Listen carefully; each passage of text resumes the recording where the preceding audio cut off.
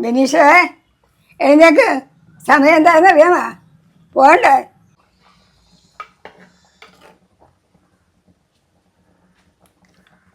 എഴുന്നേക്കടാ. എത്ര പ്രാവശ്യം പറയണം? ചായ ചായ എടുത്ത് ഈ ഡ്രസ്സ് എൻ്റെ കൊടുത്ത് കിടന്നാ ഞാൻ അറിയുള്ളൂ. ആ, നാളെ എൻ്റെ പിറന്നാളാണ്. എന്താണ് പരിപാടി? കുളിക്കണം, പള്ളിപ്പോണം, കേക്ക് കുടിക്കണം. പെരുന്നാളായിട്ടാണെങ്കിൽ നീ ഒന്ന് കുളിക്കുമല്ലോ, അത് മതി. ഇത്ര നാളെ കുളിച്ചത് കഴിഞ്ഞ പെരുന്നാളിന്. ഉണ്ണിയാണ്ട് പെരുന്നാളിനാ? ഇല്ല അമ്മച്ചി, എന്റെ പെരുന്നാളിന്. നീ ആള് കൊള്ളാല്ല. അമ്മച്ചിയുടെ അല്ലേ മോൻ.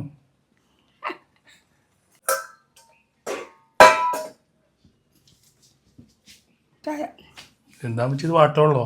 മാറ്റമല്ലല്ലോ, കടപ്പൊന്നല്ലോ ഉണ്ട്. വരൂട്ടോ. ആ, വരട്ട്. അമ്മച്ചിയുടെ ഫോൺ നല്ല അടിക്കണം. ആ, ഫോണടിക്കാൻ.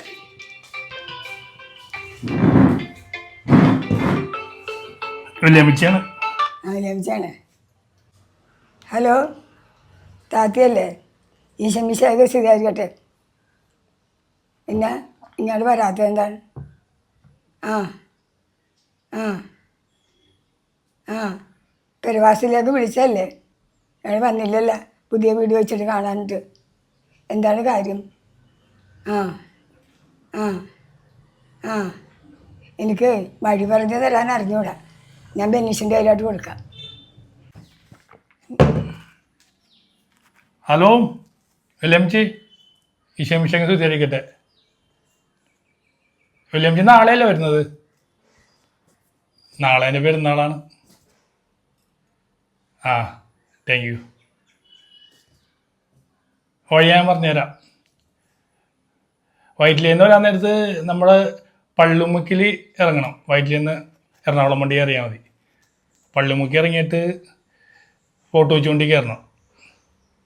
ആ, ഫോട്ടോ വെച്ചുകൊണ്ട് കയറിയാൽ മതി. പിന്നെ അവിടെ നിന്ന് തോപ്പുംപടിയിൽ ഇറങ്ങിയാൽ മതി. തോപ്പുംപടി ഇറങ്ങിയിട്ട് ഒരു ഓട്ടോറിക്ഷ വിളിക്കണം കേട്ടോ. ആ, ഓട്ടോറിക്ഷയ്ക്ക് ഇറങ്ങിയിട്ട് ഓട്ടോ ഡ്രൈവർമാരോട് പറഞ്ഞാൽ മതി. ആരാണെങ്കിലും നമ്മുടെ വീട് അറിയാം, ബെനീഷ് പാർസിൻ്റെ വീട് ചോദിച്ചാൽ മതി. മുണ്ടമ്പേലി എന്ന് പറഞ്ഞാൽ മതി. ആ, അവിടെ നിന്ന് കുറച്ച് ദൂരമേ ഉള്ളൂ, ഒരു 1.5 കിലോമീറ്റർ ഉള്ളൂ.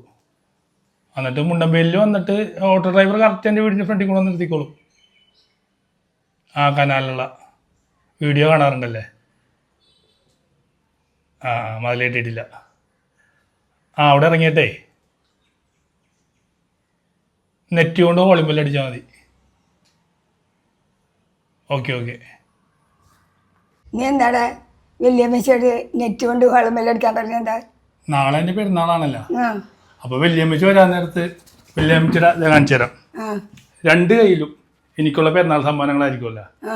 അപ്പൊ പിന്നെ ഇങ്ങനെ നെറ്റ് കൊണ്ടല്ലാതെ എങ്ങനെ വോളിബോൾ അടിക്കും? അത് ശരിയാണ്.